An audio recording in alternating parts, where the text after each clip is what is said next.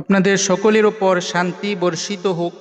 হে আমার পালনকর্তা, শয়তানদের কুমন্ত্রণা ওয়াসওয়াসা সমূহ থেকে আপনার কাছে আশ্রয় চাই। আর হে আমার পালনকর্তা, শয়তানরা যেন আমার কাছেও উপস্থিত হতে না পারে সেই জন্য আশ্রয় চাই। পরম করুণাময় অসীম দয়ালু আল্লাহর নামে আরম্ভ করতেছি। প্রিয় ভাই ও বোনেরা, আজকে আমরা কোরআনের 5টি হক রয়েছে তা নিয়ে আলোচনা করতেছি। প্রত্যেকটা বিষয়ের ওপর 5টি করে আয়াত নিয়ে এসেছি। 5 5 25টা আয়াত নিয়ে আপনাদের সামনে এই বিষয়ে আলোচনা করতেছি। মনোযোগ সহকারে শুনতে থাকুন। 1 নাম্বার হলো বিশুদ্ধ সুস্পষ্টভাবে ধীরে ধীরে বুঝে বুঝে কোরআন তেলাওয়াত করা। এই ব্যাপারে সূরা মুজাম্মিলের 4 নাম্বার আয়াতে আল্লাহ রাব্বুল আলামিন বলেন, আও জিদ আলাইহি ওয়ারাত্তিলিল কুরআনা তারতিলা, অথবা এর চেয়ে কিছু বাড়ান এবং কোরআন আবৃত্তি করুন ধীরে স্থিরে ও সুস্পষ্ট রূপে। এই আয়াতে মুহাম্মদুর রাসূলুল্লাহকে আল্লাহ রাব্বুল আলামিন বললেন, অর্ধরাত্রির চেয়েও বেশি আপনি কোরআন নিয়ে জাগ্রত থাকুন, ধীরে স্থিরে কোরআন পড়ুন, বুঝে বুঝে কোরআন পড়ুন। এই আয়াত থেকে নবীজির একটি আমল পাওয়া যায়, তা হলো রাত্রিতে কোরআন বুঝে বুঝে ধীরে স্থিরে সুন্দরভাবে চমৎকারভাবে পড়া।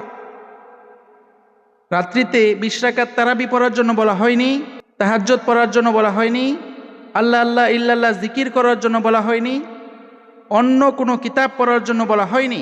রসুলের একমাত্র আমল ছিল রাত্রির অর্ধেক বা তার চেয়ে বেশি সময় কোরআন নিয়ে উনি সময় কাটাতেন। আমাদেরও উচিত কোরআনকে ধীরস্থিরে পড়া। আমরা বর্তমানে কোরআন পড়া ছেড়ে দিয়েছি। মোবাইল, ফেসবুক, বিভিন্ন ধরনের প্ল্যাটফর্মে আমাদের হায়াতকে নষ্ট করতেছি। আর যারাও কোরআন পড়তেছে তারা না বুঝে প্রতি হরফে 10 নেকির আশায় কোরআন খতম করতেছে। এই জন্য তারা কোরআন থেকে দূরে। কোরআনে আল্লাহ রাব্বুল আলামিন কি বলতেছেন সেটা না জানার কারণে তারা মূর্খ রয়ে গেল, আল্লাহর বিধিনিষেধ পালন না করার কারণে পথভ্রষ্ট হলো। তাই আমাদের উচিত প্রত্যেক রাত্রিতে এই আমল করা। সূরা বাকারার 121 নাম্বার আয়াতে আল্লাহ রাব্বুল আলামিন বলেন, আল্লাযীনা আতাইনাহুমুল কিতাব ইয়াতলুনাহু হাক্কা তিলাওয়াতিহি উলাইকা ইউমিনুনা বিহি ওয়া মান ইয়াকফুর বিহি ফাউলাইকা হুমুল খাসিরুন। যাদেরকে আমি নির্দিষ্ট একটি কিতাব দিয়েছি তারা তা পাঠ করে যথাযথভাবে তারাই এর উপর ঈমান আনে, আর যারা একে অমান্য করে তারাই ক্ষতিগ্রস্ত। আয়াতটি ভালোভাবে লক্ষ্য করুন। যাদেরকে আমি আল্লাহ নির্দিষ্ট একটি কিতাব দিয়েছি, 2টি, 6টি, 10টি কিতাব নয়, একটি সুনির্দিষ্ট কিতাব মানে কোরআন দিয়েছেন, তারা তা যথাযথভাবে পাঠ করে। যথাযথভাবে পাঠ করা মানে হলো শুধু না বুঝে পড়া, নাকি বুঝে এবং সেই অনুযায়ী আমল করার উদ্দেশ্যে পাঠ করা? যদি কেউ না বুঝে পাঠ করে তাহলে তার মধ্যে কি রয়েছে সে তো জানতেই পারবে না, আর না জানলে কিভাবে বিশ্বাস করবে? তার শুধু এতটুকু বিশ্বাস থাকবে কোরআন আল্লাহ রাব্বুল আলামিন পাঠিয়েছেন, এটি শেষ কিতাব, এতটুকু। কিন্তু কোরআনের মধ্যে যে কি রয়েছে সেটা না বোঝার কারণে, যথাযথভাবে পাঠ না করার কারণে সে অজ্ঞ মূর্খ থাকবে, সে কোরআনের ভিতরে কোনো ধরনের বিশ্বাস অর্জন করতে পারবে না। তাই যথাযথভাবে পাঠ মানে হলো বুঝে বুঝে আমলের নিয়তে পাঠ করা। এখন যদি কেউ না বুঝে খতম দেয় তাহলে কি হবে? আল্লাহ বলছেন, আর যারা একে অমান্য করে তারাই ক্ষতিগ্রস্ত। অমান্য কিভাবে হচ্ছে? যেই সময় কোরআনটা না বুঝে পাঠ করতেছে তার অজান্তেই সে কোরআনকে অমান্য করতেছে আর ক্ষতিগ্রস্ত হচ্ছে, জাহান্নামী হচ্ছে। তাহলে কোরআন পড়লেই হবে না, কোরআন যথাযথভাবে পাঠ করলে, বুঝে বুঝে পাঠ করলে, সেই অনুযায়ী আমল করার উদ্দেশ্যে পাঠ করলেই ঈমান আনা হবে, অন্যথায় কোরআনকে অস্বীকার করা হবে, অমান্য করা হবে। আমরা যদি সূরা বনী ইসরাঈলের 106 নাম্বার আয়াতটি দেখি, আল্লাহ রাব্বুল আলামিন বলেন, وَقُرْآنًا فَرَقْنَاهُ لِتَقْرَأَهُ عَلَى النَّاسِ عَلَى مُكْثٍ وَنَزَّلْنَاهُ تَنزِيلًا। আমি কোরআনকে খণ্ড খণ্ড করেছি যেন আপনি তা মানুষের কাছে থেমে থেমে পাঠ করেন, এবং আমি তা পর্যায়ক্রমে নাজিল করেছি। লক্ষ্য করেন, এই আয়াতে আল্লাহ রাব্বুল আলামিন কোরআনকে পার্ট পার্ট করে, খণ্ড খণ্ড করে নাজিল করার কথা বলেছেন। কেন? যাতে করে থেমে থেমে পাঠ করা যায়, তাড়াহুড়া করে নয়। থেমে থেমে কি তারাবির মধ্যে পাঠ করে, থেমে থেমে কি খতমের মধ্যে পাঠ করে? যে সময় বাড়িতে মানুষ মারা যায়, হাফেজ দাওয়াত দিয়ে যে কোরআন পাঠ করায়, সেটা কি থেমে থেমে হয়? খুব দ্রুত গতিতে। আর মুর্দার পাশে কি কোরআন পড়ার জন্য আল্লাহ রাব্বুল আলামিন কোরআন পাঠিয়েছেন? সেই মৃত ব্যক্তি কি কোরআন মানতে পারবে? কখনো নয়। তাই কোরআনকে থেমে থেমে পাঠ করতে হবে। আর আল্লাহ বললেন, আমি তা পর্যায়ক্রমে নাজিল করেছি, ধীরস্থিরে আল্লাহ পাঠিয়েছেন, যাতে করে মানুষ এটা উপলব্ধি করতে পারে, বুঝতে পারে। কখনো কোরআন খতম করার জন্য নয়। সূরা ফুরকানের 30 নম্বর আয়াতটি লক্ষ্য করেন। وقال الرسول يا رب إن قوم اتخذوا هذا القرآن مهجورا। কিয়ামতের দিন রসুল বলবে, হে আমার পালনকর্তা, আমার সম্প্রদায় এই কোরআনকে পরিত্যক্ত অবস্থায় রেখেছিল, কোরআনকে গুরুত্ব দেয় নাই, চুমো খেয়েছে, গিলাফ লাগিয়ে উপরে রেখে দিয়েছে, ডরে ভয়ে কোরআনকে হাত দেয় নাই, কোরআন পড়ে নাই, বুঝে নাই, কোরআন অনুযায়ী আমল করে নাই। হুজুরদের অন্ধভক্ত ছিল, বক্তা যা ওয়াজ করত সেটাই মানত, আর কোরআন থেকে কোনো ধরনের উপদেশ নেইনি। এইভাবে কোরআনকে মানুষ পরিত্যক্ত করেছে। আর কোরআনে নাকি পাইকারি কথাবার্তা বলা হয়, হাতাই হুতাই কিছু না পাওয়া যাওয়ার কারণে নাকি কোরআন পড়ে মানুষ নাস্তিক হয়, বেঈমান হয়। এই সমস্ত কথা বলে বলে কোরআন থেকে মানুষকে দূরে সরায়। আমরা সূরা আনকাবুতের 45 নম্বর আয়াতটি একটু ভালো করে লক্ষ্য করি তো। উতলু মা উহিয়া ইলাইকা মিনাল কিতাব ওয়া আকিমিস সালাহ ইন্নাস সালাতা তানহা আনিল ফাহশাই ওয়াল মুনকার ওয়া লাযিকরুল্লাহি আকবার আল্লাহু ইয়ালামু মা তাসনাউন। আল্লাহ রাব্বুল আলামিন বলেন, আপনার প্রতি যে নির্দিষ্ট একটি কিতাব ওহী করা হয়েছে, লক্ষ্য করেন, একটি নির্দিষ্ট কিতাবকে ওহী করা হয়েছে। ওহী দুই প্রকার নয়, এক প্রকার ওহী। তাই তো আল্লাহ বলেছেন একটি নির্দিষ্ট কিতাব ওহী করা হয়েছে, তা তেলাওয়াত করুন, তা পাঠ করুন। তাহলে রসুল কয়টি কিতাব পাঠ করতেন? একটি, এক কোরআন। এরপর দেখেন, এবং সালাত কায়েম করুন। সালাত মানে হলো যেই কিতাবটা আপনি পাঠ করলেন সেই কিতাব অনুযায়ী জীবন পরিচালনা করুন, বাস্তবায়ন করুন, সেইটাই প্রতিষ্ঠা করুন। সালাত মানে নামাজ নয়। সালাত মানে হলো কোরআন থেকে যেটা পড়লেন সেইটা বাস্তবায়ন করা। তাহলে যে না বুঝে পড়বে সে কি কখনো সালাত মানে কোরআন কায়েম করতে পারবে, বাস্তবায়ন করতে পারবে? কখনো পারবে না। তাদের সালাত মানুষকে কোরআন থেকে দূরে সরায়। নামাজেও বুঝে পড়ে না, নামাজের বাহিরে সূরা ইয়াসিন পড়ে 10 খতম নাকি কোরআন পড়লে যে সওয়াব সেইটা পায়। এই জন্য তারা কখনো নামাজের মাধ্যমে কোরআনের ধারে কাছে আসে না, কোরআন থেকে দূরে সরে যায়। নামাজের পরে অন্য কিতাব তালিম করে মাতৃভাষায় পড়ে, কোরআন মাতৃভাষায় না পড়ার কারণে তারা কোরআন কখনো কায়েম করতে পারে না। কিন্তু বলে সমস্ত সমস্যার সমাধান দিতে পারে আল কোরআন, এটা মৌখিক কথা। যে সময় সমস্যার সমাধান কোরআন থেকে দেয়া হয় তখন তারা সেটা গ্রহণ করে না। নিশ্চয়ই সালাত অশ্লীল ও মন্দ কাজ থেকে বিরত রাখে। লক্ষ্য করেন, এই কোরআন যে বুঝে পড়ল, এরপর এইখান থেকে যে আদেশ নিষেধ আল্লাহ বললেন মানতে, এইটা যদি কেউ মানে তখনই সে অশ্লীল এবং মন্দ কাজ থেকে বাঁচতে পারবে। কিন্তু না বুঝলে সে তো নামাজ পড়ার মাধ্যমে আরো অধপতন হচ্ছে। কারণ নামাজ নাকি অশ্লীল কাজ থেকে বাঁচায় না। তো নামাজ পড়ে আর মনে করে জান্নাতের চাবি পেয়ে গেছে, এই জন্য সে আরো ধুমসে খারাপ কাজ চালায়। আর মনে করে এক নামাজ পড়ে আসলাম, আবার সামনে পড়বো, মাঝখানে যত গুনাহ কাজ করি সমস্যা নেই, মাফ হয়ে যাবে। এই জন্য আল্লাহ কোরআনে কখনো নামাজ পড়তে বলেননি, সালাত পড়তেও বলেননি, সালাত কায়েম করতে বলেছেন। দেখবেন সালাতের সাথেই কোরআনের সম্পর্ক। এখানে আল্লাহ বললেন প্রথমে কোরআন তেলাওয়াত করুন, এরপর সালাত কায়েম করুন। তাহলে এই কোরআন, এই সালাত অশ্লীল এবং মন্দ কাজ থেকে বাঁচাবে। আর এই সালাত কখন আপনি আমল করতে পারবেন, কখন বাস্তবায়ন করতে পারবেন? যখন সেটা স্মরণ রাখবেন। এই জন্য আল্লাহ বলছেন আল্লাহর স্মরণই সর্বশ্রেষ্ঠ। তাহলে আল্লাহকে যে সময় মনে রাখবেন তখন আল্লাহ কোরআনে কি বলেছেন সেটা মানা সম্ভব হবে।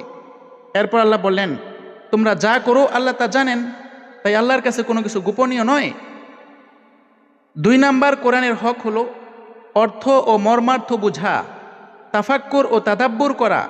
সূরা মুহাম্মাদের 24 নাম্বার আয়াতটি লক্ষ্য করে দেখেন, আফালা ইয়াতাদাব্বারুনাল কুরআন আম আলা কুলুবিন আকফালুহা। তারা কি কোরআন নিয়ে চিন্তা ভাবনা করে না, নাকি তাদের অন্তরসমূহে তালা মারা? তাহলে দেখেন, যারা কোরআন পড়ে অর্থ না বুঝলে কি কখনো চিন্তা ভাবনা করতে পারবে? কখনো পারবে না।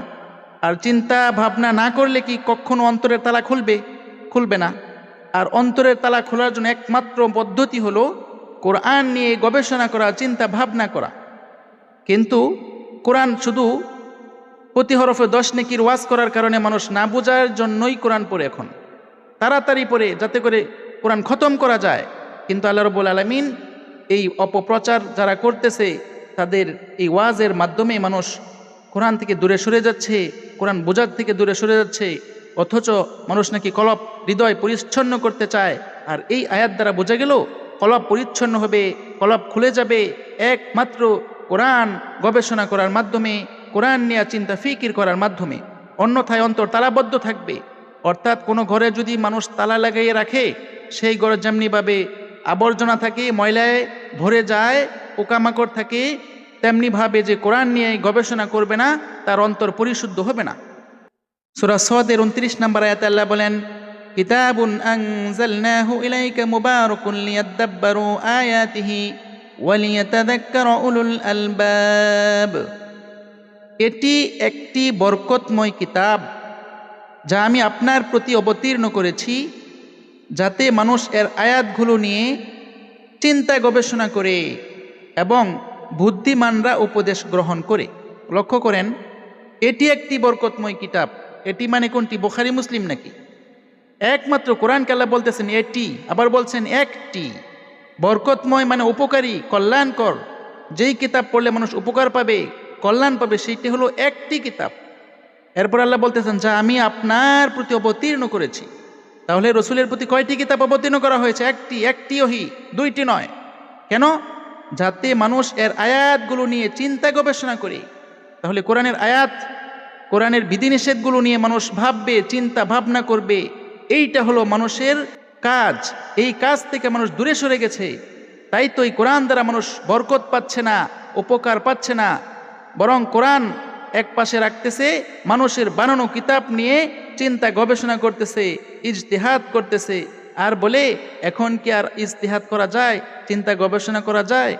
মাযহাবের ইমামরা, আবু হানিফারা চিন্তা গবেষণা করে যে মাসআলা দিয়ে গেছেন সেইটাই আমরা মানব। অথচ আল্লাহ বলতেছেন চিন্তা গবেষণা কিয়ামত পর্যন্ত চলবে। কি নিয়ে? কোরআনের আয়াত নিয়ে। শেষে বলতেছেন বুদ্ধিমান ছাড়া কেউ উপদেশ গ্রহণ করে না। তাই কোরআন থেকে কারা উপদেশ গ্রহণ করবে? যারা একমাত্র জ্ঞানী বুদ্ধিমান তারাই। আর যারা কোরআনে কিছু পায় না, তাদের বুদ্ধি কোন লেভেলে একটু চিন্তা করে দেখেন। সূরা নিসার 82 নম্বর আয়াতে আল্লাহ বলেন, আফালা ইয়াতাদাব্বারুনাল কুরআন ওয়ালাউ কানা মিন ইনদি গায়রিল্লাহ লাওয়াজাদু ফীহি ইখতিলাফান কাসীরা। তারা কি কোরআন নিয়ে গভীর চিন্তা ভাবনা করে না? আর যদি এটি আল্লাহ ছাড়া অন্য কারো পক্ষ থেকে হতো, তবে তারা এতে প্রচুর অমিল বা বৈপরীত্য খুঁজে পেত। দেখেন, এখানে একই কথা বললেন, কোরআন নিয়ে ভাবতে বলছেন, অন্য কোনো কিতাব নিয়ে নয়। আর এই কিতাবটা যদি আল্লাহ ছাড়া অন্য কারো পক্ষ থেকে আসতো, তাহলে অনেক অমিল পেত। তাই তো এক হাদিস আরেক হাদিসের সাথে অমিল, সব হাদিস কোরআনের সাথে বৈপরীত্য। আমাদের একমাত্র কোরআন নিয়ে ভাবতে হবে। এই কোরআনই কোনো ধরনের সংশয় নেই। এই কোরআন একমাত্র পরিপূর্ণ, এর মধ্যে কোনো কমতি নেই, সকল বিষয় বিস্তারিত রয়েছে, কোনো বৈপরীত্য নেই। সূরা কমারের 17, 22, 32, 40, ওয়ালাকাদ ইয়াসসারনাল কুরআনা লিযিকরি ফাহাল মিন মুদ্দাকির। আমি কোরআনকে সহজ করে দিয়েছি উপদেশ গ্রহণের জন্য, তবে কি কেউ আছে উপদেশ গ্রহণ করার? প্রিয় ভাই বোনেরা, কোরআনকে আল্লাহ সহজ করেছেন। ওয়াজে বলা হয় কোরআন বুঝবেন না, আমরা হুজুররা যা বলি তাই শুনেন, তাই মেনে চলেন। ভুল কথা। এইভাবে কোরআন থেকে দূরে সরায় আর মানুষকে অন্ধ রাখে। অথচ আল্লাহ রাব্বুল আলামিন কোরআনকে অতি সহজ করে দিয়েছেন। কেন?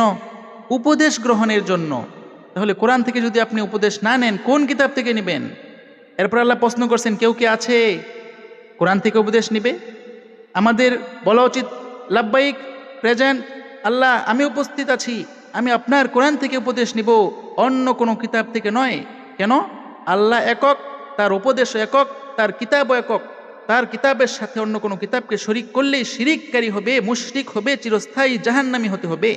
সূরা হাশরের 21 নম্বর আয়াতে আল্লাহ বলেন, লাউ আনজালনা হাযাল কুরআন আলা জাবালিন লারাআইতাহু খাশিআম মুতাসাদ্দিআম মিন খাশিয়াতিল্লাহ ওয়া তিলকাল আমসালু নাদরিবুহা লিন-নাসি লাআল্লাহুম ইয়াতাফাক্কারুন। আমি যদি এই কোরআন পাহাড়ের উপর অবতীর্ণ করতাম, তবে নিশ্চয়ই তা আল্লাহর ভয়ে বিদীর্ণ হয়ে যেত। আমি মানুষের জন্য এসব দৃষ্টান্ত বর্ণনা করি কেন? যাতে তারা চিন্তা গবেষণা করে। লক্ষ্য করেন, পাহাড় কোরআন পেয়ে ভয়ে বিদীর্ণ হয়ে যেত, ফেটে যেত। কিন্তু আমরা এই কোরআন থেকে দূরে সরার কারণে ভয় নাই, হৃদয় শক্ত হয়ে গেছে, কলবের মধ্যে কোনো ভয় নাই। কারণ হলো কি জানেন? কোরআন নিয়ে আমরা ভাবি না। এখানে আল্লাহ বলছেন চিন্তা গবেষণা করতে। চিন্তা গবেষণা কিভাবে করব? আমাদের তো কলব বন্ধ করে দিয়েছে ওয়াজ করে করে। কোরআন নিয়ে কোনো ভাবার দরকার নেই, বোঝার দরকার নেই, পড়েন পড়েন, শুধু পড়েন। আর ছেলে মেয়েদেরকে হাফেজ বানান, তারা আপনাদেরকে জান্নাতে নিয়ে যাবে। বুয়া মিথ্যা কথা বলে বলে আমাদেরকে ভুল পথে নিয়ে যাচ্ছে। 3 নাম্বার কোরআনের হক হলো কোরআন নিয়ে চিন্তা গবেষণা তাদাব্বুর করা। আগেও এই বিষয়ে আলোচনা গেছে, আরও বেশি গুরুত্ব দেওয়ার জন্য এইখানেও আমরা 5টি আয়াত নিয়ে আলোচনা করতেছি। লক্ষ্য করেন, সূরা নাহালের 44 নম্বর আয়াতে আল্লাহ বলেন, বিল বাইয়িনাতি ওয়াজ জুবুর ওয়া আনজালনা ইলাইকা যিকরা লিতুবাইয়িনা লিন-নাসি মা নুজ্জিলা ইলাইহিম ওয়া লাআল্লাহুম ইয়াতাফাক্কারুন। সুস্পষ্ট প্রমাণ ও কিতাব সহ আমি তাদের কাছে রসুলদেরকে পাঠিয়েছিলাম। তাহলে আগেও রসুলরা কিতাব নিয়ে আসতেন, নিজের থেকে তারা কিতাব রচনা করতেন না। আমি আপনার প্রতি একটি জিকির অবতীর্ণ করেছি। লক্ষ্য করেন, মুহাম্মদুর রাসূলুল্লাহকে বলা হচ্ছে একটি জিকির রসুলকে দেওয়া হয়েছে। জিকির মানে কি জানেন? যা স্মরণ রাখতে হয়, যা মনে রাখতে হয়, যা থেকে উপদেশ গ্রহণ করতে হয়, সেটা হলো কুরআন। কেন? যাতে আপনি মানুষের কাছে বর্ণনা করে দেন। কি বর্ণনা করে দেন? কোরআনটা। মানে কোরআনের মধ্যে যা আছে তাই বলবেন, একটা কম বেশ করবেন না। এখানে মানুষের কাছে তারা ভুল তথ্য দেয়, কোরআন নাকি নবী ব্যাখ্যা করবেন না। যা কোরআন আছে তাই বলবেন, একটা কম বেশ করবেন না। আল্লাহ ক্লিয়ার করতেছেন যা তাদের প্রতি নাজিল করা হয়েছে। তাহলে যেই কোরআনটা নাজিল করা হয়েছে রসুল সেইটাই বলে দিবেন। আমাদের কি কাজ? যাতে তারা চিন্তা গবেষণা করে। আর আমরা যারা শ্রোতা আছি, কোরআন পেলাম, আমাদের কাজ হলো কোরআন নিয়ে চিন্তা গবেষণা করা। আর চিন্তা গবেষণা করলেই কলব খুলে যাবে, হৃদয় খুলে যাবে, হৃদয় পরিষ্কার পরিচ্ছন্ন হয়ে যাবে। আল্লাহর হুকুম, আল্লাহর আদেশ নিষেধ তখন মানা সহজ হয়ে যাবে। সূরা কাহফের 54 নম্বর আয়াতে আল্লাহ রাব্বুল আলামিন বলেন, ওয়ালাকাদ সাররাফনা ফি হাযাল কুরআনি লিন-নাসি মিন কুল্লি মাসাল ওয়া কানাল ইনসানু আকসারা শাইইন জাদালা। আমি এই কোরআনে মানুষের জন্য সব ধরনের উপমা বিস্তারিত বর্ণনা করেছি, কিন্তু মানুষ অধিকাংশ বিষয়েই তর্কপ্রিয়। লক্ষ্য করেন প্রিয় ভাইয়েরা, আল্লাহ বলতেছেন এই কোরআনে মানুষের জন্য সকল ধরনের সমস্যা আমি বিস্তারিত সমাধান দিয়েছি। তাহলে যারা বলে কোরআনে বিস্তারিত নেই, এর ব্যাখ্যা অন্যান্য কিতাবে রয়েছে, তারা এই আয়াত এবং এই রকম অনেক আয়াতগুলিকে অস্বীকার করার কারণে, কোরআনকে অমান্য করার কারণে তারা কবে কাফের হয়ে গেছে। কিন্তু মানুষ অধিকাংশ বিষয়েই বিতর্ক প্রিয়। তাহলে যে সময় কোরআন দিয়ে মানুষকে বোঝানো হয়, বিভিন্ন ধরনের আলোচনা করা হয়, তখন তারা বলে এখানে নামাজ কেমনে পড়বো, এইটা কেমনে করব, সেইটা কেমনে করব, এগুলি বলে বলে তারা কোরআন থেকে নিজেরাও দূরে সরে, অন্য মানুষকে দূরে সরায়, মানুষের মনের মধ্যে সংশয় সন্দেহ তৈরি করে। কোরআনে যেটা আছে সেটা আছে, যেটা নাই সেটা নাই, সেটা আল্লাহর বিধান নয়, সেটা মানুষ বানাইছে, সেটার কোনো প্রশ্নই তো আমাকে কিয়ামতের দিন আল্লাহ করবেন না। সূরা জুমারের 27 নম্বর আয়াতে আল্লাহ বলেন, ওয়ালাকাদ দরাবনা লিন-নাসি ফি হাযাল কুরআনি মিন কুল্লি মাসাল লাআল্লাহুম ইয়াতাযাক্কারুন। আমি মানুষের জন্য এই কোরআনে সব ধরনের উপমা উপস্থাপন করেছি। কেন? যেন তারা শিক্ষা গ্রহণ করতে পারে, উপদেশ নিতে পারে। তাহলে আল্লাহ রাব্বুল আলামিন এই কোরআনে অন্য কোনো কিতাবে নয়, সব ধরনের কথা বলেছেন, দৃষ্টান্ত দিয়ে দিয়ে বলেছেন, বুঝিয়ে বুঝিয়ে বলেছেন, যাতে করে আমরা শিক্ষা গ্রহণ করতে পারি। তারপরে আমরা কোরআন থেকে কত দূরে রইলাম। সূরা আল বাকারার 151 নম্বর আয়াত আল্লাহ বলেন, কামা আরসালনা ফীকুম রাসূলাম মিনকুম ইয়াতলু আলাইকুম আয়াতিনা ওয়া ইউযাক্কিকুম ওয়া ইউআল্লিমুকুমুল কিতাবা ওয়াল হিকমাতা ওয়া ইউআল্লিমুকুম মা লাম তাকুনু তা'লামুন। যেমন আমি তোমাদের মধ্য থেকে একজন রসুল হিসেবে পাঠিয়েছি, তার কাজ হলো চারটি, যে তোমাদের কাছে আমার আয়াতগুলো তেলাওয়াত করে পাঠ করে। এক নাম্বার হলো রসুল এই কোরআন তেলাওয়াত করতেন, পাঠ করতেন। দুই নাম্বার তোমাদের পবিত্র করে, কোরআন পাঠ করে এই আয়াতগুলির মাধ্যমে মানুষকে পবিত্র করে, কার মধ্যে কোন দোষ আছে সেই সংক্রান্ত আয়াত তাকে পাঠ করে শোনাইলে সে সেই দোষ থেকে মুক্তি পায়। এইভাবে মানুষকে পবিত্র করে, পরিচ্ছন্ন করে। তিন নাম্বার তোমাদের কিতাব শিক্ষা দেন। কিতাব মানে কোরআনের মধ্যে আল্লাহ রাব্বুল আলামিন কি দিয়েছেন, কি বলেছেন তার শিক্ষা দেন। চার নাম্বার হিকমত বা বিধান শিক্ষা দেন। এই কোরআনের যে বিধিবিধান আল্লাহ রাব্বুল আলামিন দিয়েছেন সেইটাও রসুল মানুষকে শিক্ষা দিতেন, এবং এমন কিছু শিক্ষা দেয় যা তোমরা জানতে না। তাহলে কোরআনের মাধ্যমে কোরআন তেলাওয়াত, এরপর কোরআনের বুঝ, কোরআনের আমল, এগুলি হলো কোরআন থেকে শিক্ষা, এর বাইরে কিছু নয়। হিকমত দ্বারা অনেকে বলে সুন্নত নয়, সুন্নত আল্লাহর রাসূলের সুন্নত নয়। কোরআনে বারবার আল্লাহ বলেছেন সুন্নাত আল্লাহ, আল্লাহর সুন্নত, আল্লাহর বিধান, রসুলের কোনো বিধান নয়। রসুল বিধানদাতা নয়, লা ইলাহা ইল্লাল্লাহ, বিধানদাতা একমাত্র আল্লাহ। অন্য জায়গায় আছে মুহাম্মাদুর রাসূলুল্লাহ, মুহাম্মদ আল্লাহর রসুল, আল্লাহর বার্তাবাহক। আল্লাহর বার্তা কোন কিতাবে? কোরআনে। উনি শুধু এই কিতাবটা প্রচার করতেন। সূরা আনকাবুতের 51 নম্বর আয়াতে আল্লাহ বলেন আওয়ালাম ইয়াকফিহিম আন্না আনজালনা আলাইকাল কিতাবা ইউতলা আলাইহিম ইন্না ফী যালিকা লারাহমাতাও ওয়া যিকরা লিকাওমিন ইউমিনুন। তাদের জন্য কি যথেষ্ট নয় যে আমি আপনার প্রতি নির্দিষ্ট একটি কিতাব নাজিল করেছি যা তাদের কাছে পাঠ করা হয়? নিশ্চয়ই এতে বিশ্বাসী জাতির জন্য রহমত ও উপদেশ রয়েছে। লক্ষ্য করেন, আল্লাহ প্রশ্ন করতেছেন তাদের জন্য কি একটি কিতাব যথেষ্ট নয় যা মুহাম্মদুর রাসূলুল্লাহকে দেওয়া হয়েছে, যা তাদের কাছে পাঠ করা হয়? তাহলে তিনটা কথা বলেছেন, একটি কিতাব মুহাম্মদুর রাসূলুল্লাহকে দেওয়া হয়েছে যা তাদের কাছে তেলাওয়াত করা হয়। এখানে কি রয়েছে? আল্লাহ বলতেছেন রহমত এবং উপদেশ রয়েছে কাদের জন্য? বিশ্বাসী জাতির জন্য। তাহলে যে কোরআন না বুঝে পড়বে সে কি কখনো কোরআনের মাঝখানে কি আছে তা জানবে? আর না জানলে কিভাবে বিশ্বাস করবে? আর কিভাবে সে রহমত পাবে? কিভাবে উপদেশ পাবে? এই কিতাবের পরে কি কোনো কিতাব আমাকে মানতে হবে? আল্লাহ প্রশ্ন করছেন, এটি কি যথেষ্ট নয়? মানে কি? 4 নম্বর আলোচনা হলো কোরআনের গুরুত্ব, কোরআনের হক, কোরআন অনুযায়ী জীবন গড়া, আমল করা। সূরা আরাফের 3 নম্বর আয়াতটি লক্ষ্য করেন, ইত্তাবিউ মা উনজিলা ইলাইকুম মির রাব্বিকুম ওয়া লা তাত্তাবিউ মিন দুনিহি আউলিয়া কলিলাম মা তাযাক্কারুন।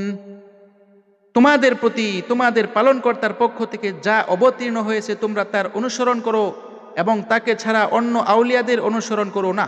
তোমরা সামান্যই উপদেশ গ্রহণ করো। লক্ষ্য করেন, আমাদের কাছে আমাদের পালনকর্তার পক্ষ থেকে কয়টা জিনিস অবতীর্ণ করা হয়েছে? একটি, তার নাম কি? কোরআন। আল্লাহ বলছেন তাকে অনুসরণ করো, তার ইত্তেবা করো, তাকে মেনে চলো। তাকে ছাড়া মানে কোরআনকে ছাড়া আউলিয়া, ওলি, হুজুর, গাউস, কুতুবকে অনুসরণ করবে না। কেন? এই জন্য যে তারা ভুল পথে নিয়ে যায়। নিজেদের ব্যবসা টিকিয়ে রাখার জন্য বিভিন্ন দল উপদলে তারা বিভক্ত হয়েছে। কোনো মানুষকে অনুসরণ করা যাবে না। একমাত্র কোরআন দিয়ে যে কথা বলবে তার মুখের কথা অর্থাৎ সেই কোরআন অনুযায়ী আমল করা হবে। রসুলকে মানা যায় না। রসুলকে মানা হয় শুধুমাত্র কোরআনের মাধ্যমে। কোরআন মানলেই রসুলকে মানা হয়, আল্লাহকে মানা হয়। এর বিপরীত কোনো কিতাবকে মানলে শিরিক করা হয়। সূরা আনআমের 155 নম্বর আয়াতে আল্লাহ বলেন, ওয়াহাযা কিতাবুন আনজালনাহু মুবারাকুন ফাত্তাবিউহু ওয়াত্তাকু লাআল্লাকুম তুরহামুন। এটি একটি বরকতময় কিতাব যা আমি নাজিল করেছি, অতএব তোমরা এর অনুসরণ করো এবং মুত্তাকি হও যাতে তোমরা রহমত প্রাপ্ত হতে পারো। এখানে আল্লাহ রাব্বুল আলামিন বলেছেন এটি একটি বরকতময় কিতাব। এটি এবং একটি এবং কিতাব, বচন একটা, এবং বরকতময় গুণ বর্ণনা করেছেন। তাহলে বরকতময় কিতাব কয়টি? উপকারী কিতাব কয়টি? কল্যাণময় কিতাব কয়টি? একটি, যা আমি নাজিল করেছি, যা আল্লাহ নাজিল করেছেন। এরপরে বলতেছেন তোমরা এই কিতাবের অনুসরণ করো। নির্দিষ্ট করার পর বলতেছেন এইটাই, এই কোরআনটাই, অন্য কাউকে অনুসরণ করতে বলেননি। এরপরে বলতেছেন মুত্তাকি হও। মুত্তাকি মানে কি? আল্লাহর অসন্তুষ্টি থেকে বেঁচে চলো। তাহলে কি হবে? যাতে তোমরা রহমত প্রাপ্ত হও। রহমত মানে হলো দুনিয়াতেও আল্লাহর সন্তুষ্টি, আখিরাতেও আল্লাহর সন্তুষ্টি, জান্নাত পাওয়া, জাহান্নাম থেকে মুক্তি পাওয়া। একমাত্র কোরআনের মাধ্যমেই রহমত পাওয়া যাবে, একমাত্র বরকত পাওয়া যাবে কোরআনের মাধ্যমে, একমাত্র কোরআন মানার মাধ্যমে মুত্তাকি হওয়া যাবে। সূরা আহজাবের 2 নম্বর আয়াতে আল্লাহ বলেন, ওয়াত্তাবি' মা ইউহা ইলাইকা মির রাব্বিক ইন্নাল্লাহা কানা বিমা তা'মালুনা খাবীরা। আপনার রবের পক্ষ থেকে আপনার প্রতি যা ওহী করা হয় আপনি তার অনুসরণ করুন, নিশ্চয়ই তোমরা যা করো আল্লাহ সে বিষয়ে অবহিত।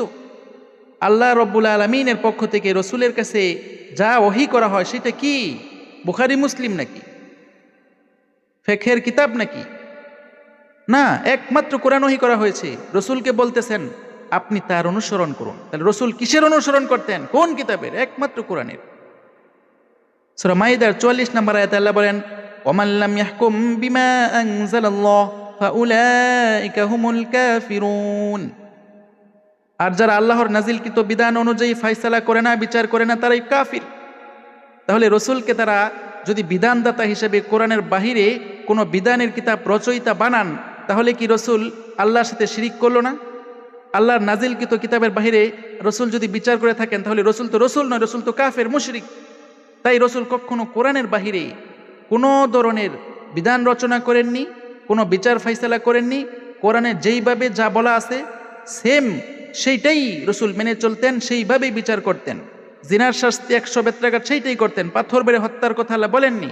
মুরতাদ যে ইসলাম ত্যাগ করে তাকে আল্লাহ রব্বুল আলামিন কোরআনে হত্যা করতে বলেননি। ওগুলো মানুষ রসুলের নামে বানিয়েছে। সূরা লুকমানের 2-3 নম্বর আয়াত লক্ষ্য করেন, তিলকা আয়াতুল কিতাবিল হাকিম হুদা ওয়া রাহমাতাল লিল মুহসিনিন। এগুলো বিজ্ঞানময় কিতাবের আয়াত, যা সৎকর্মশীলদের জন্য হেদায়াত, পথ নির্দেশিকা ও রহমত। ক্লিয়ার করে আল্লাহ বলতেছেন এগুলো বিজ্ঞানময় কিতাবের আয়াত। কিতাব এখানে একবচন, তাহলে এগুলো বহুবচন, আয়াত বহুবচন। তাহলে এই কিতাবের আয়াত সমূহ হলো বিজ্ঞানময় কিতাবের আয়াত, যার মধ্যে জ্ঞানে ভরপুর। মূর্খদের জন্য কিতাব নয়, জ্ঞানীদের জন্য এই কিতাব। যারা সৎকর্মশীল তাদেরকে এই কিতাব পথ দেখা। আপনি যদি ভুল পথে চলেন, অসৎ কাজ করেন, আপনাকে পথ দেখাইলেই কি আপনি মানবেন নাকি? তাই তো আল্লাহ বলেন যারা সৎকর্ম করতে চায়, ভালো কাজ করতে চায়, মানুষের উপকার করতে চায়, তাদের জন্য এখানে পথ নির্দেশিকা রয়েছে। কিভাবে চলবে তার দিক নির্দেশনা কোরআনে রয়েছে। আর এইটা মানলেই মানুষ রহমত পাবে। অন্য কোনো কিতাবে দয়া পাবে না, রহমত পাবে না, অনুগ্রহ পাবে না। তাহলে ক্লিয়ার কথা, সৎকর্মশীল যারা তাদেরকে এই কোরআনের আয়াতগুলো হেদায়েত দেয়, পথ দেখায়। তারা বলে কোরআনের আয়াত নাকি বোঝা যাবে না, অস্পষ্ট। কি জঘন্যতম কথা বলে। 5 নাম্বার, অপরের কাছে কোরআনের বাণী প্রচার করা। সূরা আল মাইদা 67 নম্বর আয়াতে আল্লাহ বলেন, ইয়া আইয়ুহার রাসূল বাল্লিগ মা উনজিলা ইলাইকা মির রাব্বিক ওয়া ইল্লাম তাফআল ফামা বাল্লাগতা রিসালাতাহ। হে রাসূল, পৌঁছে দিন যা আপনার পালনকর্তার পক্ষ থেকে আপনার কাছে অবতীর্ণ হয়েছে। যদি আপনি তা না করেন তবে আপনি তার রিসালাত মানে বার্তা পৌঁছালেন না। লক্ষ্য করেন, প্রথমে আল্লাহ বলেছেন রসুল পৌঁছে দিন যা আপনার পালনকর্তার পক্ষ থেকে আপনার প্রতি অবতীর্ণ করা হয়েছে। সেটা কি? একমাত্র কোরআন। এরপরে দেখেন, যদি আপনি তা না করেন তাহলে তার রিসালাত পৌঁছালেন না। রিসালাতের মধ্যে মূল অক্ষর 3টি, র সিন লাম। রসুলের মধ্যে মূল অক্ষর 3টি, র সিন লাম, রসুল। তাহলে রসুল, রিসালাত, যে আল্লাহর বার্তা প্রচার করেন তার নাম রসুল বলা হয়। তাহলে রসুল কি প্রচার করতেন? একমাত্র কোরআন, একমাত্র তাবলিগ করতেন কোরআনের। ফাজাইলে আমলের তাবলিগ করতেন না। ফাজাইলে আমল তাবলিগ যারা করে তারা কোরআনের তাবলিগ করে না, তারা মানুষকে কোরআন থেকে দূরে সরায়। সূরা আসরের 1 থেকে 3 নম্বর আয়াতে আল্লাহ বলেন, ওয়াল আসর, সময়ের শপথ। কেন সময়ের শপথ করলেন? সময়টাকে মানুষ যেন মূল্যায়ন করে। সময়ই হলো হায়াত। এই সময় দিয়েই মানুষ ক্ষতিগ্রস্ত হয়, এই সময় দিয়েই মানুষ মর্যাদাবান হয়। এই জন্য 2 নম্বর আয়াতে আল্লাহ বলেন, ইন্নাল ইনসানা লাফি খুসর, নিশ্চয়ই সমস্ত মানুষ ক্ষতিগ্রস্ততায় নিপতিত। তাহলে কারা ক্ষতি থেকে বাঁচতে পারবে তার দিক নির্দেশনা দিয়ে আল্লাহ বলেন, ইল্লাল্লাযীনা আমানু ওয়া আমিলুস সলিহাত ওয়া তাওয়াসাউ বিল হক ওয়া তাওয়াসাউ বিস সবর। 4টি কাজ।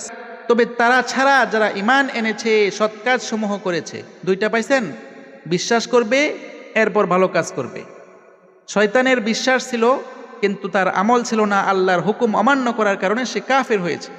বর্তমানে যারা বলে আমার তো ঈমান আছে, আমি জান্নাতে যাব, ভুল। তাহলে তো শয়তান সবার আগে জান্নাতে যাবে। তার তো বিশ্বাস আছে, আল্লাহর কাছে দোয়া করেছি যাতে কিয়ামত পর্যন্ত হায়াত দেয়, তাকে আল্লাহ রাব্বুল আলামিন কিয়ামত পর্যন্ত হায়াত দিয়েছেন। তাই শুধুমাত্র বিশ্বাসে কখনো জান্নাত নয়, একমাত্র বিশ্বাস এবং সৎ কাজ এবং পরস্পরকে সত্যের উপদেশ দিয়েছে। তাহলে তৃতীয় নাম্বার কাজ হলো সত্য নিজেও মানতে হবে এবং এই সত্যের পথে মানুষকে দাওয়াত দিতে হবে। 4 নাম্বার, পরস্পরকে ধৈর্যের উপদেশ দিতে হবে। কারণ হলো যেসব মানুষ সৎ কাজ করে অপরকে সৎ কাজের জন্য দাওয়াত দেয়, তখন বিপদ আপদ বালা মুসিবত আসে, আহলে কোরআন বলবে, ইহুদি খ্রিস্টানদের দালাল বলবে, ধৈর্য ধরতে হবে এবং অপরকে ধৈর্যের জন্য উপদেশ দিতে হবে। সূরা নাহলের 125 নাম্বার আয়াতে আল্লাহ বলেন, উদউ ইলা সাবিলি রাব্বিকা বিল হিকমাতি ওয়াল মাউইযাতিল হাসানাহ ওয়াজাদিলহুম বিল্লাতী হিয়া আহসান। আপনি মানুষকে আপনার রবের পথে ডাকুন প্রজ্ঞা ও উত্তম উপদেশের মাধ্যমে এবং তাদের সাথে সুন্দর পদ্ধতিতে যুক্তি দিন। তাহলে মানুষকে আল্লাহর পথে ডাকতে হবে। আল্লাহর পথ কয়টা? ৮৮টা, সিহাসিত্তা 6টা, মাযহাব 4টা, এগুলি আল্লাহর পথ। আল্লাহর পথ একটি, সিরাতাল লাযীনা আন'আমতা আলাইহিম সিরাতাল মুস্তাকিম, একমাত্র নির্দিষ্ট একটি পথকে আল্লাহ রাব্বুল আলামিন আল্লাহর পথ বলেছেন, যেই পথে কোরআনের মাধ্যমে মানুষ চলতে পারে। আর কিভাবে মানুষকে ডাকতে হবে? উত্তম উপদেশের মাধ্যমে। উপদেশ দেওয়ার সময় অনেক সময় যুক্তি দিতে হয়, তাই বলেছেন সুন্দর পদ্ধতিতে যুক্তিও দিবেন। তাহলে প্রজ্ঞা, সুন্দর উপদেশ এবং যুক্তি দিয়ে মানুষকে বোঝাতে হবে। মানুষ অন্ধভক্ত হয়ে মানুষ বিভ্রান্ত হচ্ছে, কোরআন থেকে দূরে সরে যাচ্ছে। সূরা কসসের 85 নম্বর আয়াতটি ভালোভাবে মনে রাখবেন। আল্লাহ বলেন, ইন্নাল্লাযী ফারাদা আলাইকাল কুরআন লারাদ্দুকা ইলা মাআদ, যিনি আপনার উপর কোরআন ফরজ করেছেন তিনি অবশ্যই আপনাকে আপনার গন্তব্যে ফিরিয়ে আনবেন। প্রথম কথাটা লক্ষ্য করেন, ইন্নাল্লাযী ফারাদা, ফরজ শব্দ আল্লাহ উল্লেখ করেছেন, আলাইকা আপনার উপর, আল কুরআন। দেখেন, একমাত্র কোরআনকে আল্লাহ রাব্বুল আলামিন ফরজ করেছেন, অন্য কোনো কিতাব আমাকে পড়ার জন্য আল্লাহ বলেননি। এই মাদ্রাসাগুলির সিলেবাসে অনেক কিতাব গাধার মতো পড়ায়, শেষে কোরআন থেকে কিচ্ছু বলতে পারে না। আরবি পড়ায়, আরবিও জানে না, কিচ্ছু জানে না। আপনার দেখুন ইমাম সাহেবকে যাই বলেন কোরআন থেকে কিছু পারে কিনা, কিচ্ছু পারে না। আপনি প্রশ্ন করবেন, কোরআন থেকে উত্তর দিতে পারবে না, বলবে ওই কিতাব সেই কিতাব। এই জন্য তারা নিজেরাও মূর্খ, মুসল্লিদেরকে তারা মূর্খ রাখে। অথচ একমাত্র ফরজ ছিল কোরআন। কোরআন পড়া ফরজ, কোরআন বোঝা ফরজ, কোরআন নিয়ে চিন্তা গবেষণা করা ফরজ, কোরআন অনুযায়ী জীবন পরিচালনা করা ফরজ, কোরআনের দাওয়াত দেওয়া মানুষকে, এইটাও ফরজ। মোট 5টি ফরজ। সূরা ফুরকানের 52 নম্বর আয়াতে আল্লাহ বলেন, ফালা তুতিল কাফিরিনা ওয়াজাহিদহুম বিহি জিহাদান কাবীরা। কাজেই আপনি কাফির অর্থাৎ অমান্যকারীদের আনুগত্য করবেন না এবং এই কোরআনের সাহায্যে তাদের সাথে কঠোর সংগ্রাম জিহাদ চালিয়ে যান। তাহলে অমান্যকারী যারা কোরআনকে মানে না, যেই সমস্ত হুজুর মোল্লারা কোরআন দিয়ে কথা বললে বলে আমরা হাদিস মানি, এইটা মানি সেইটা মানি, কোরআনে বলছে একটি যথেষ্ট, কোরআনই কমপ্লিট, সে আরো 10টা মানতে চায়। এই সমস্ত অমান্যকারীদের আনুগত্য আল্লাহ করতে নিষেধ করেছেন এবং তাদের সাথে ছুরি দিয়ে, বন্দুক দিয়ে জিহাদ করার জন্য বলেননি।